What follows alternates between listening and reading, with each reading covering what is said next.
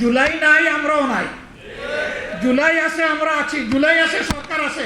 জুলাই আছে, বিরোধী দল আছে। জুলাই নাই, কিছুই নেই। এই জুলাইয়ের বিপক্ষে অবস্থান নিয়ে সরকার পার পাবে না ইনশাআল্লাহ। আমাদের দেশে বিশেষ করে পার্লামেন্টে যাদের নাড়াছাড়া দেখেন, প্রশ্ন আসে কে দড়ি টানে। সেই দড়িটা কোথার থেকে টান দেওয়া হয়? জাতি বুঝে।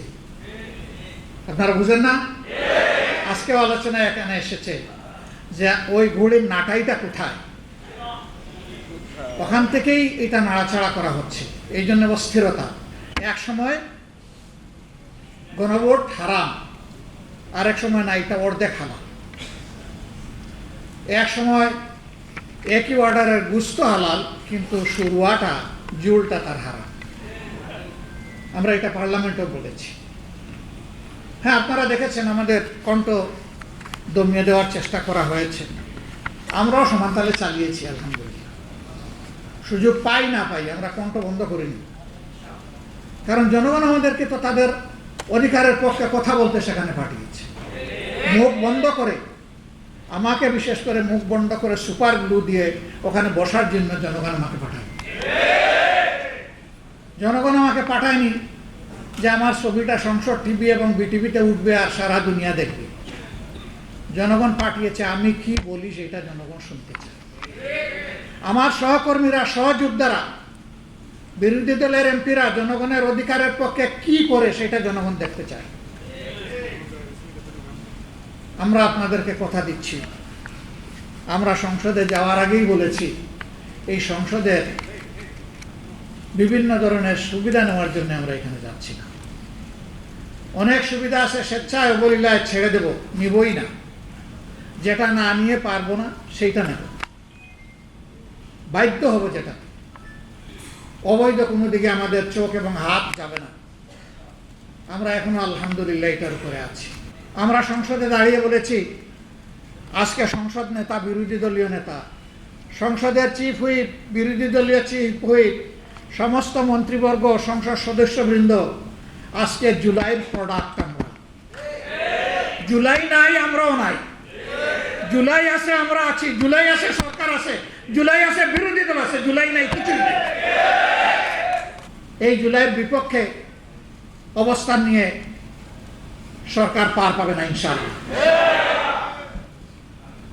গণভোটের গণরায়ের মাধ্যমে জুলাইয়ের আকাঙ্ক্ষা ইনশাআল্লাহ বাস্তবায়ন হবে। এর জন্য আবার জীবন দিতে হয়, দিব ইনশাআল্লাহ।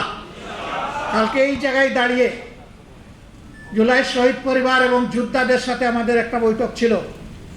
সেখানে আমার প্রিয় সহকর্মী সংসদে বিরোধী দলীয় চিফ হুইপ বলেছে, আগামীর আন্দোলনের সাথে নয়, সামনে থাকবো আমরা ইনশাআল্লাহ।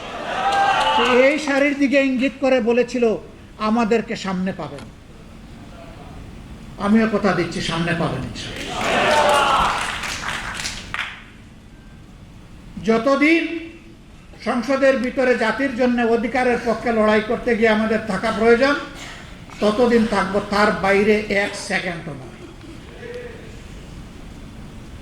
যখন দেখবো আর কোনো কিছু করার নাই, তখন সেলিউট, তালু, সালামা। এ সংসদ আপাতত তোমাকে সালাম দিয়ে চলে গেলাম, কিন্তু এর আগে এই সংসদের জমিদারিও কারো মানব না এবং কারো কাছে বন্ধক দেব না। অনেকে বলছেন আন্দোলন শুরু করতে হবে, এটা কি? এটা আন্দোলনের অংশ। যেদিন আমরা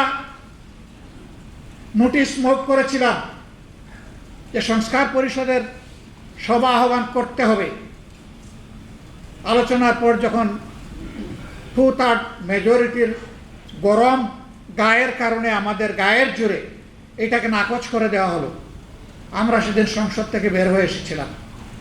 এসে বলেছিলাম জনগণের রায় নিয়ে, রায় বাস্তবায়নের জন্য এখানে এসেছিলাম। অন্যায়ভাবে এই রায়কে পদদলিত করা হয়েছে।